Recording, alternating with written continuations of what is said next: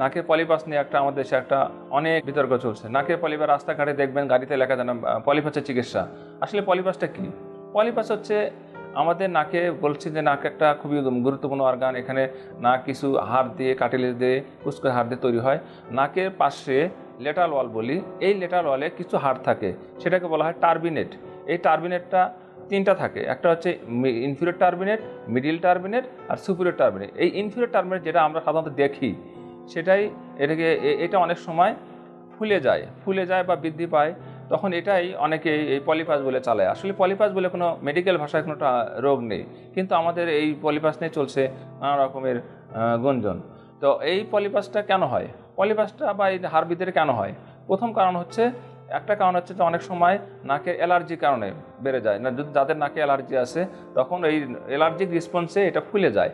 আর একটা কারণ কি, নাকে হাড় যদি বাঁকা থাকে, সে বাঁকা হাড়ের অপোজিট অংশে, উল্টা পাশে নাকের, যেহেতু ওই নাক দিয়ে বাতাসটা বেশি চলাচল করে, বেশি কাজ করলে সেই জায়গায় ফুলে যায়। এটাকে বলে compensatory hypertrophy of the inferior turbinate. Medical ভাষায় বলা হয় যে মানে এটাকে কি বলবো, এটা কম্পেনসেট করার জন্য ওই পাশে ফুলে যায়। তো এইটা আসলে কিন্তু এটা রোগ না, এটা হচ্ছে অন্য একটা রোগের সাথে এটা থাকে। তাহলে আমরা কি এটা অপারেশন করব বা এটাকে চিকিৎসার প্রয়োজন আছে? আমি বলবো যে না, এটার প্রয়োজন নাই। কিন্তু এই রোগটা কেন হয়েছে, এই ফুলেটাতে কেন হয়েছে, সেটা দুটো কারণ বললাম। একটা হচ্ছে অ্যালার্জি, একটা হচ্ছে নাকে হাড় বাঁকা। তাহলে আমরা যদি অ্যালার্জি চিকিৎসা করি অথবা যদি নাকে হাড় বাঁকার চিকিৎসা করি, তাহলে এটা ভালো হয়ে যাবে। কিন্তু অনেকে যেটা করে যে এই যে রাস্তাঘাটে অথবা এই যে কবিরাজরা কী করতেছে, নাকে অ্যাসিড মেরে দিচ্ছে। অ্যাসিড মেরে কী হচ্ছে, ওই নাকের ওইটা পুড়ে দেওয়ার ফলে এই পলিপাস যে বলতেছেন যে হাড় বাঁকা, ওটা নষ্ট করে ফেলতেছে এবং নাকের যে পার্টিশন আছে, পার্টিশন সিদ্ধ করে দিচ্ছে।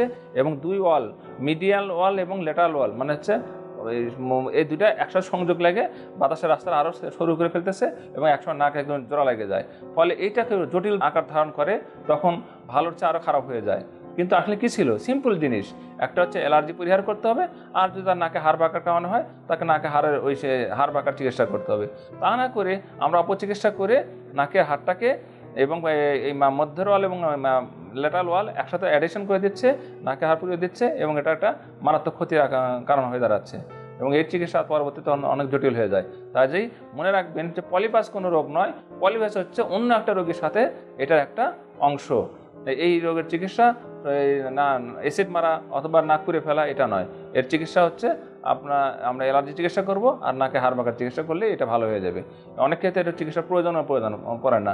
অনেক মায়েরা এসে আমাদের দেখায় যে বাবা আমার বাচ্চার নাকের মাংস বেড়েছে, বড় হয়ে গেছে। তো আমরা দেখি যে তখন না, তার কোনো সমস্যা নাই, নাক বন্ধ নাই, ঠান্ডা নাই, কাশি নাই এবং এটার জন্য কোনো তার সমস্যা নাই, তাহলে এটা কেন অরিড? ওই যে সবাই রাস্তাঘাটে দেখে যে নাকে পলিপাস, এই পলিপাস বলেই চালা দিচ্ছে এবং এটার একটা অপচিকিৎসা চলছে। তা আপনারা সতর্ক হন এবং নাকের পলিপাস নিয়ে কখনোই যদি কোনো সন্দেহ হয়, তাহলে অবশ্যই একজন নাক কান গলা রোগ ডাক্তারকে দেখাবেন এবং এর চিকিৎসা করবেন। আপনাদের স্বাস্থ্য বিষয়ে সচেতন করার জন্যই আমাদের এই আয়োজন। তাই প্রতিনিয়ত স্বাস্থ্য বিষয়ে বিভিন্ন টিপস পেতে আমাদের চ্যানেলটি সাবস্ক্রাইব করুন এবং বেশি বেশি লাইক ও শেয়ারের মাধ্যমে সবাইকে আমাদের সঙ্গে সংযুক্ত হবার সুযোগ করে দিন। ডায়াবেটিস চিকিৎসায় 3D বলে একটি কথা প্রচলিত আছে। এই 3D কি?